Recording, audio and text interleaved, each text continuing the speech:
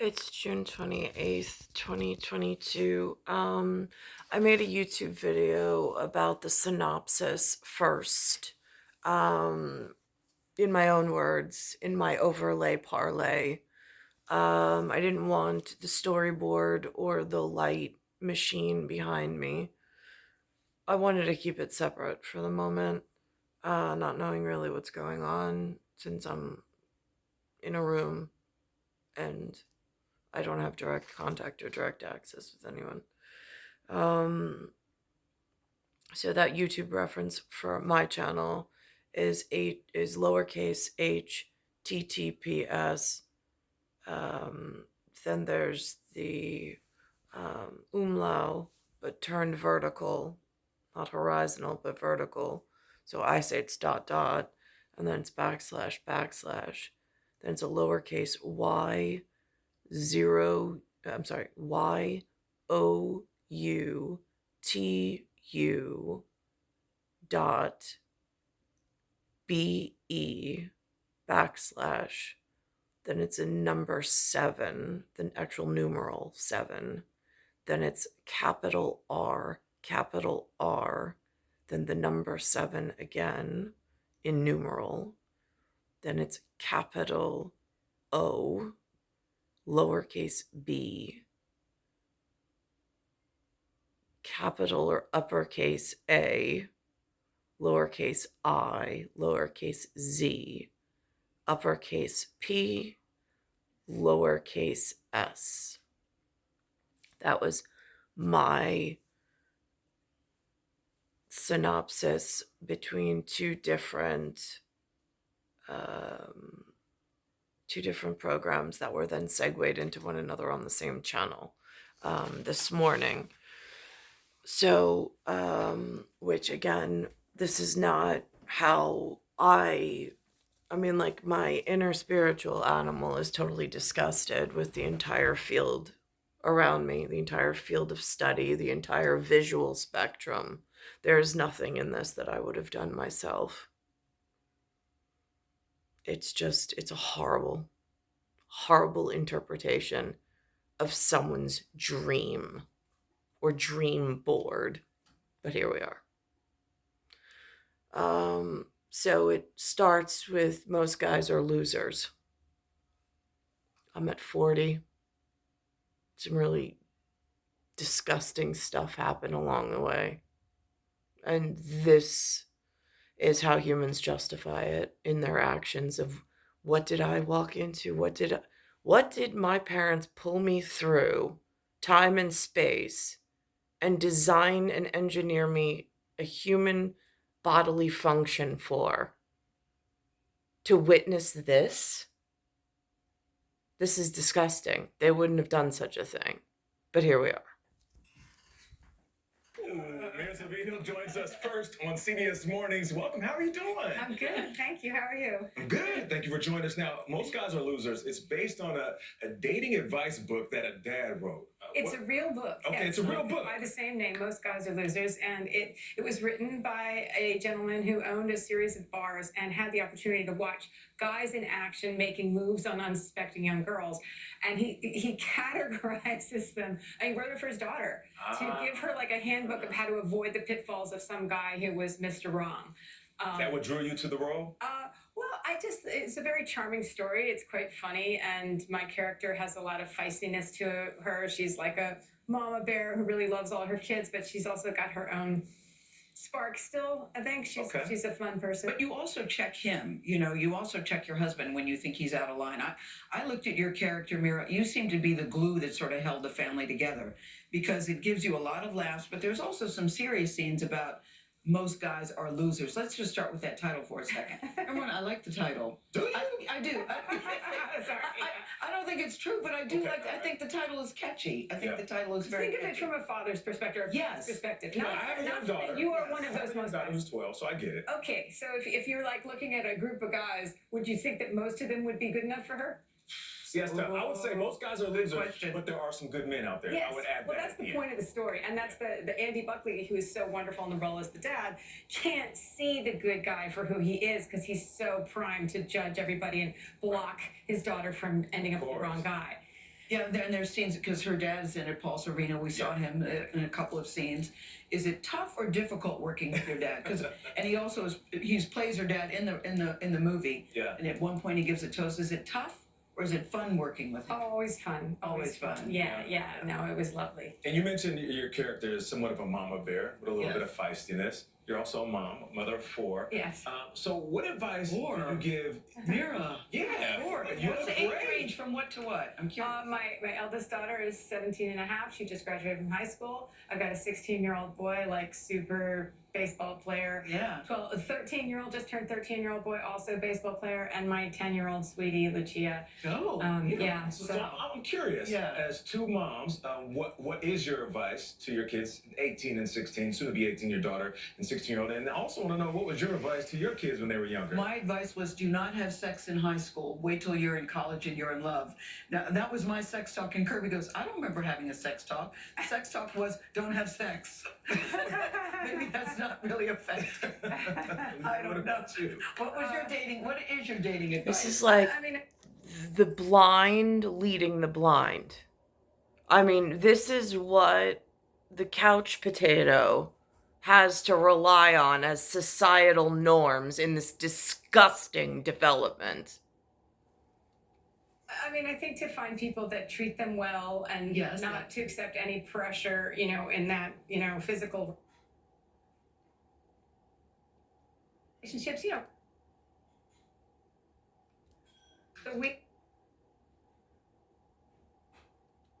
much of the time into that being a reality. It actually, the wheels are starting to move. This was some Romeo and Michelle's high school reunion. I have no idea what that's a spoof on. I don't. But this Romeo and Michelle's wedding or high school reunion or whatever ties directly into Drew Barrymore's Jason Biggs conversation this morning about the American Pie and how he fucked it. The entire American Pie. Just gone.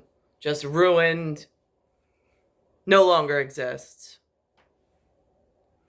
Here's the name for the big board. It says Jason Biggs. That Jenny and I have.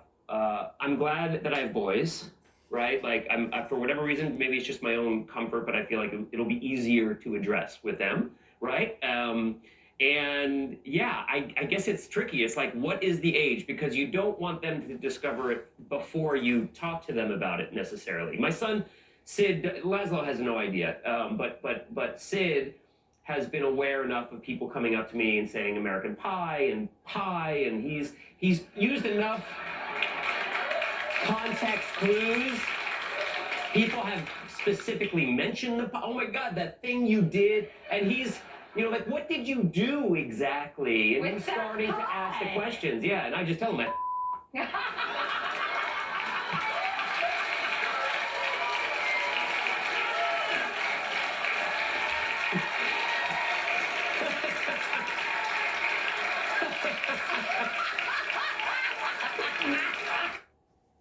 And what, like, these are the people that real world's supposed to rely on? I mean, I know it's a comedic moment. It's hilarious.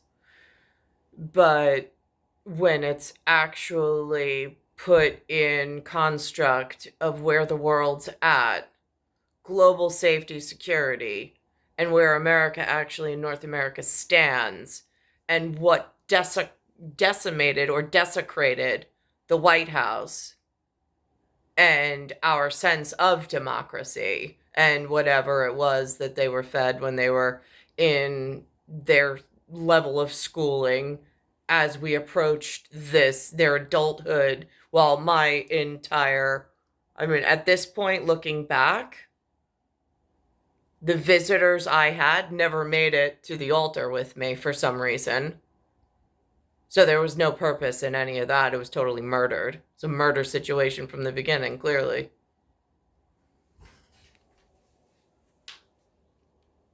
So that's how we deal with it. What about you?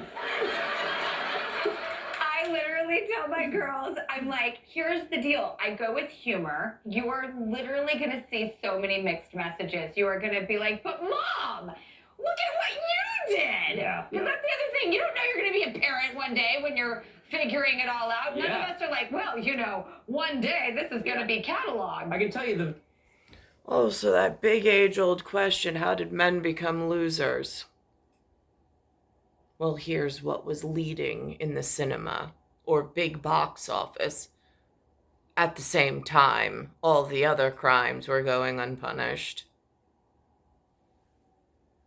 Now, here's them. Now, I've already passed my 20th year prison sentence with this going on in the wrong direction. I don't know Jeffrey Epstein. I don't know the backstory. I'm not sure if he's the one who showed up as the artwork dealer who told me there was a 16-year-old somewhere else that was trying to get to me and was lovesick or heartbroken or whatever, just as I was. And he, on top of that, knew I existed and that I had no word from him or no even idea where he was, who he was, where he exists, or how to get to him. Somebody came with the paperwork with the girl with the pearl earring on it, said he was an artwork dealer, and he was sent to find me in Cold Spring Harbor. Picked me up at the big white Rosenbloom rock on the corner of Glen Way with the rose on it, and then took me for a ride and then dropped me back off, and to inform me that he knew who he was. Of grooming underage girls. And I think a lot of people don't understand what grooming is. Do you think it's important do you think we need an education about what that means exactly? Yes. I think that one of the things I felt most passionate about with this case and with being public is that hopefully people would hear more about what this actually looks like, this relationship building that often is at the heart of abuse and exploitation, where there's attention and gift giving and an attempt to make people feel special. And it's not just... Every word she just said sounds like the way that it should be for two children who are extremely good looking, extremely rare. Like, if you have the most beautiful species of endangered something, whether it be a manatee, whether it be a rhinoceros, whatever, and there's two zoos that participate in some zoo network, I don't understand why, if the directors from both zoos know that they have two good-looking participants that are rare and endangered, both have to be good-looking, so they can be brought together for some special purpose, doesn't want to get caught up in this stupid, retarded whatever. I'm so unclear why the directors from the two zoology departments have such a hard time in their uber importance maneuvering around this manure. Seriously. Because, how else are you, as a good-looking person, supposed to find another good-looking person worth marrying, or worth spending time with, or worth creating with? It just doesn't make sense the way that they've built this area at all.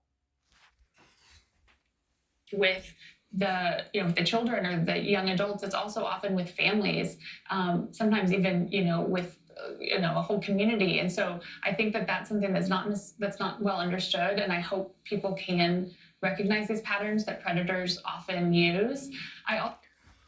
Why are they predators if they are sent from the director of the zoo elsewhere? If they have a special position in the world and they want to do the right thing with these two endangered species, good-looking whatever they are, I don't get where the problem is. Where the problem is denying the breeding female, the director of the zoo of good-looking species in some place, from access to it. That's where the crime is. And that's what's gone on. So it gives me some concern because I have seen people trying to co-opt the language of grooming and use it to, spread misinformation, and in particular some of the kind of bills that have targeted the LGBTQ communities. Information of Again, if that's like Liberia, let's see, Liberia,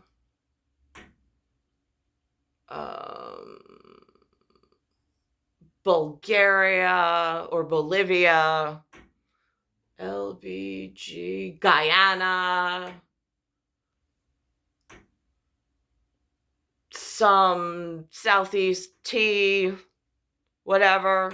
I mean, if that's what we're talking about, that's a completely different set of consequences and conversations than it is if it's an ABO that is already under threat of extinction with known world events that took place prior to entry into the system that have an ABO star type of like bloodlines of Caesars and queens and kings throughout centuries.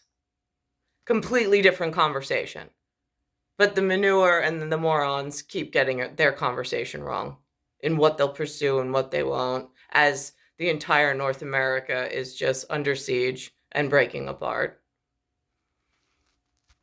Now, here's an investigative journalist piece, same broadcast, which is CBS E128, that aired June 29th, 2022, which is what today's date is.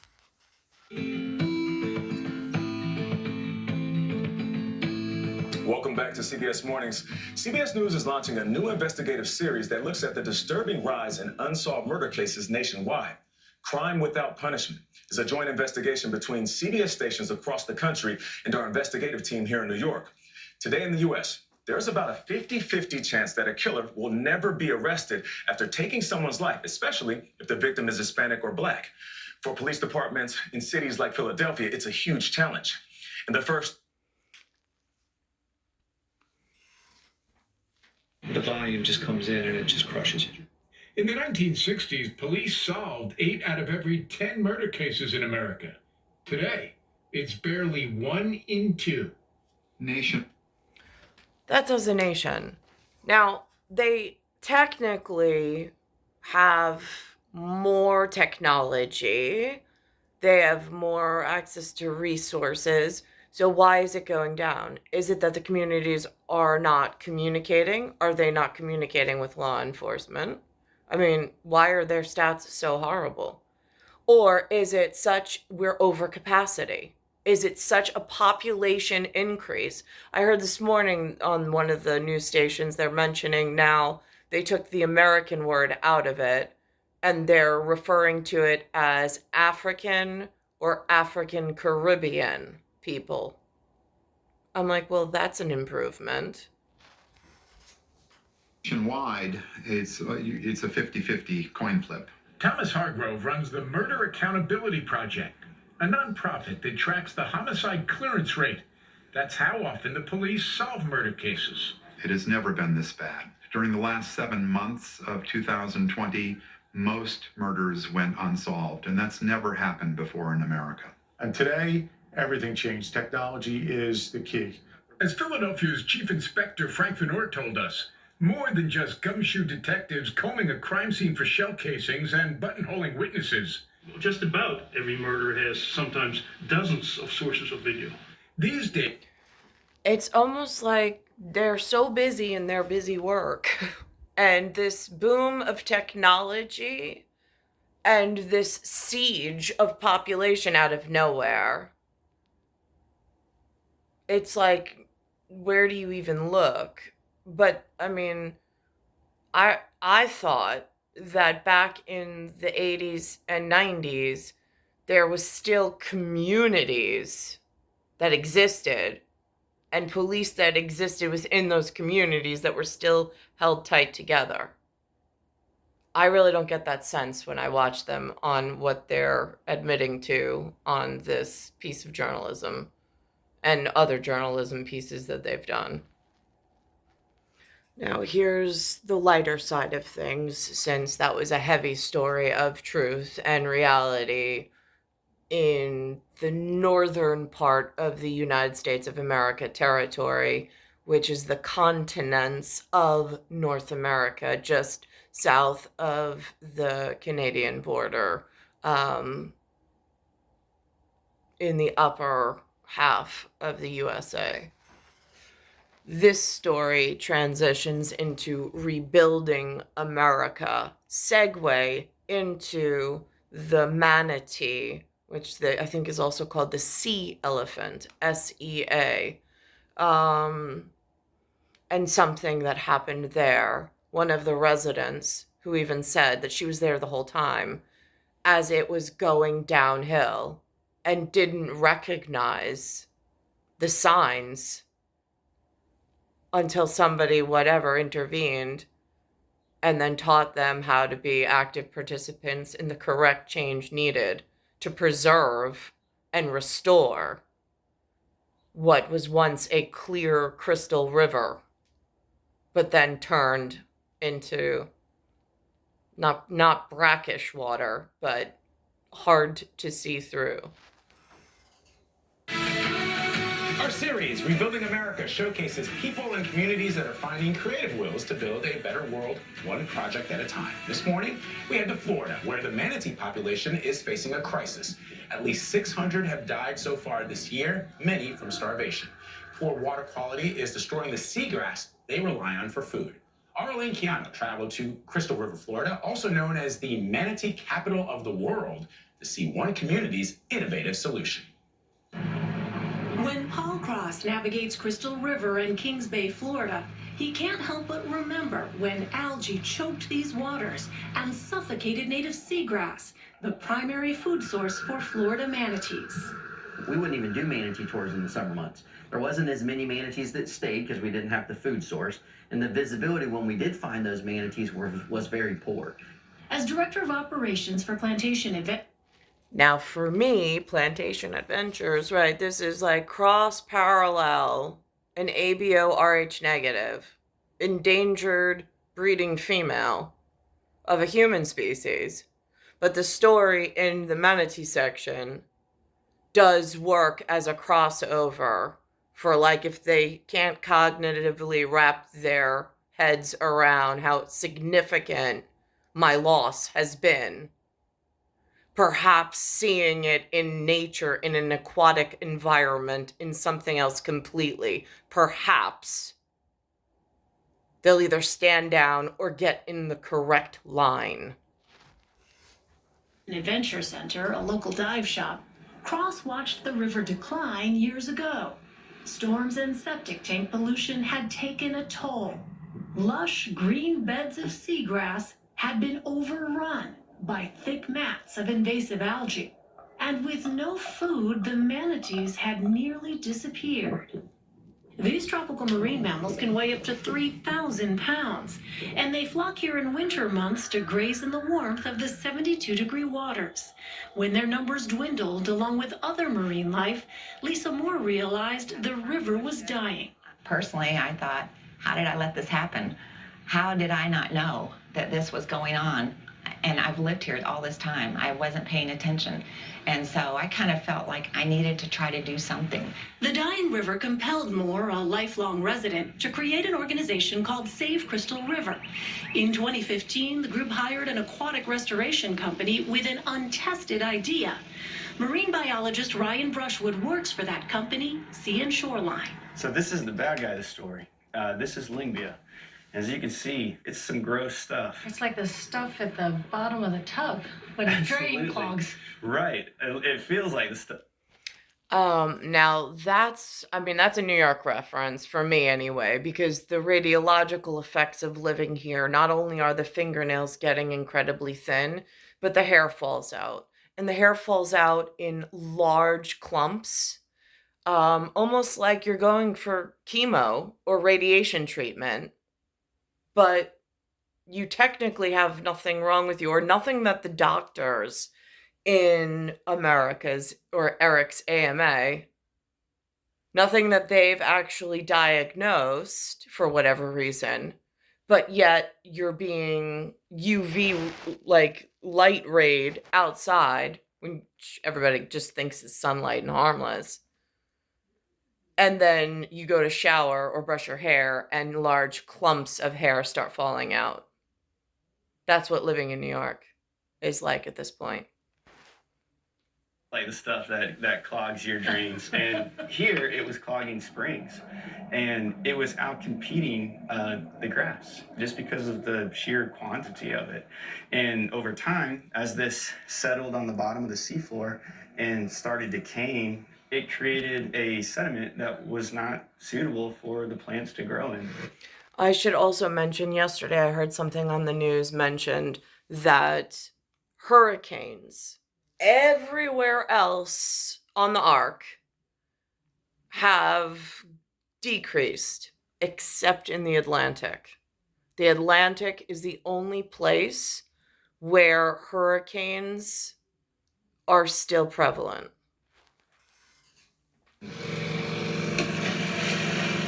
Their plan was to send divers to the bottom and use giant vacuums like these to... And that's a partial divergent message, along with aeronautics. Cover up decades of algae and muck. They then plant seagrass back into the bay by hand, a painstaking, expensive process. Armed with research from both the company and independent scientists, Save Crystal River took its plan door to door and then to state legislators in Tallahassee. Eventually, the group convinced lawmakers to greenlight a $1.6 million state-funded pilot project to restore about 3 acres. People around the community, a lot of them didn't believe that it would work. Like, I was the biggest skeptic, right? When they started planting grass, and I'm like, I've seen the manatees in action. I've seen them chew roots from the trees. Like, they're going to devour all of this stuff. But 6 years later, the beds of seagrass in the restored areas are coming back, as are the manatees, along with fish and other marine life, as we saw in a recent swim with John Spann of Plantation Adventure Center. 5 years ago, you'd look down, you wouldn't see the bottom. You couldn't even see it in here. And now you can swim this whole canal, as you saw, and you can just see the grass, see the bottom, and that's just that grass filtering that water, holding the sediment down, doing those good things that it's meant to do. So now, like, the symbiosis and the aquatic environment have been partially restored. It looks like it's on its way. But, I mean, again, it takes focus. Residents here are also moving from septic to sewer systems, reducing runoff that feeds harmful algae. Is it starting to look like the river you remember from your childhood? Yeah. You go and you look at the springs, and you can see all the way down in the springs again. You can clearly see the fish. It's back, and it's just going to get better. I imagine that must make you pretty happy. It does. My children, my grandchildren, all the other people that come here, visitors from around the world, they need to know what this special place is. The pilot program started with 3 acres, but they've since restored about 60, and they're hoping to restore more than 90 acres by this time next year. Now, this is not cheap. All that work will cost about $40 million, but the results are clear, and now other communities in Florida with similar problems are looking at this as a potential solution. And manatees are... And then to end on a highlight, like, at some point, there's this restoration. I mean, there's rebuilding that has to be done within America, but then there's this story where it says Sweden and Norway to join NATO. Leaders of military alliance reach a deal to have countries join the group. NATO, President Biden and other leaders are welcoming Sweden and Finland to the Western Military Alliance. Nancy Cordes is in Madrid traveling with the president with a look at the significance of that breakthrough. Nancy, good morning. Good morning, Vlad. You know, it isn't just that Sweden and Finland are two large, resource-rich nations now joining NATO. It's the message that it sends to Russian President Vladimir Putin that his efforts to destabilize NATO backfired. NATO's 30 member countries are poised I to have add to be like, I don't like with that Vladimir Putin and Russia thing. That like really frightens me because I see those messengers saying that a whole lot. And again, I don't know where that level of storyline came from or how that puts like embers of a fire into a bonfire and reignites something. Like, again, I'm not real clear, but they keep mentioning it on the TV. And again,